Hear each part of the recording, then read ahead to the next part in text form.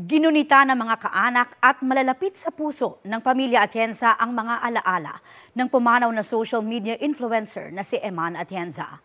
Nagbigay rin ng panayam si Kuya Kim kaugnay sa kanyang anak. Balitang hatid ni Vicky Morales.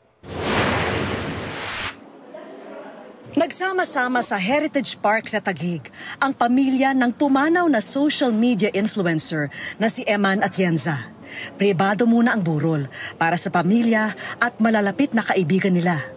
Naroon ang kanyang amang si Kuya Kim Atienza, inang si Feli, mga kapatid na Jose at Eliana at ang kanyang lolo na si dating Manila Mayor Lito Atienza. Nagpaunlak ng panayam sa atin si Kuya Kim na pilit nagpapakatatag sa gitna ng kanyang pagdadalamhati. How did that conversation go when you received Oh my gosh. Pagising ko ng umaga, chinek ko ang telepono ko.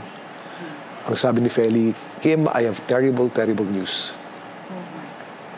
The first thing I did, lumuhod muna ako. Sabi ko, Lord, sana hindi to tunay. Sana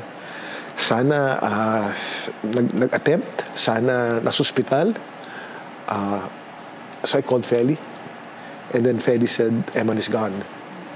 Nalambot ako talaga noon. Ito na yung kinakatakutan ko. Kung merong isang bagay akong kinakatakutan sa buong buhay ko na mangyari, ito yun.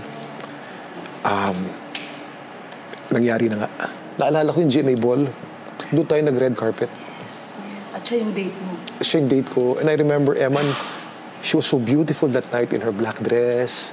And I was so proud of her because she was so beautiful. And debut niya yun eh. Sabi pa niya, this is my very first red carpet in my life. And that night was just so beautiful. Nakausap ko rin ang ate ni Eman na si Eliana. 2 taon lang ang pagitan nila. It's nice to be reminded of the kind of person that she was. But I don't know what to wear anymore. Makikita ring dumalo ang ilang sikat na personalidad na malapit sa pamilya Atienza. Abangan ang aking buong panayam sa 24 oras. Vicky Morales para sa GMA Integrated News.